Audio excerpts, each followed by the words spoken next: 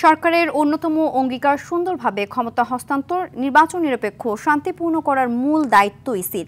এতে সব ধরনের সহযোগিতা করবে সরকার।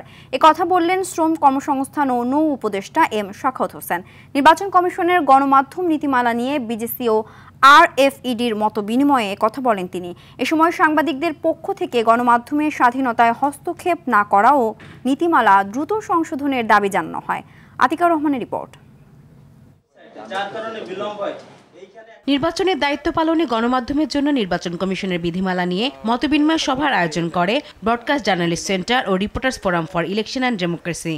এ সময় সিনিয়র সাংবাদিকরা বলেন, গত 3 সংসদ নির্বাচনের মতো নীতিমালা বহাল রেখেছে ইসি, যা কাম্য নয়। এতে স্বাধীন গণমাধ্যমের পথ রুদ্ধ করে। আপনারা আমাদেরকে কন্ট্রোল করার চেষ্টা করছেন কেন? আপনারা আমাদের সার্ভিসটা নেন। যদি আমরা একসাথে না বসতে পারি, আমাদেরকে যদি না ডাকা হয়, আমাদের কথা যদি না শোনা হয়, তাহলে তো আমরা পরস্পরকে সহযোগিতা করতে পারবো না। আমরা কি চাচ্ছি, কি হলে পরে নির্বাচনটি সহজভাবে সংবাদ সংগ্রহ করা যাবে, জাতি সঠিক তথ্য পাবে এবং গণমাধ্যম কর্মীরাও হয়রানির শিকার না হয়ে তার কাজটা করতে পারবে। যে প্রিজাইডিং অফিসার এই অনিয়মের সাথে জড়িত থাকবেন, কারচুপির সাথে জড়িত থাকবেন, তিনি কি সাংবাদিককে আমন্ত্রণ জানাবেন ভিতরে যেয়ে দেখার জন্য? এই নীতিমালায় কার কাছে প্রতিকার চাইবে তার জন্য কোনো বিষয়টি একেবারে রাখাই হয়নি। প্রত্যাখ্যান করলে আসলে সামনের পথটা বন্ধ হয়ে যায়। তো আমাদের মনে হয়েছে এটা একটা আলোচনার মাধ্যমে যদি আসা যায়, তাহলে ডেফিনেটলি আমরা কোনো একটা ভালো জায়গায় আসতে পারবো।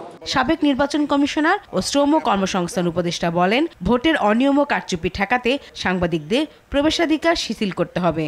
গ্রহণযোগ্য নির্বাচন ছাড়া নির্বাচন কমিশন ও সরকারের সামনে বিকল্প কোনো পথ খোলা নেই।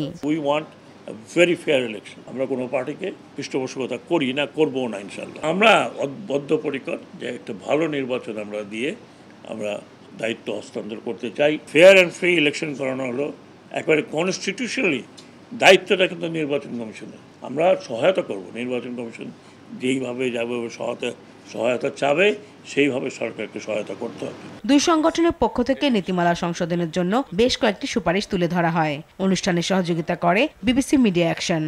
সংশোধনের প্রস্তাবনা যেটি আমরা ইতিমধ্যে জেনেছেন। আতিকা রহমান, RTV, ঢাকা।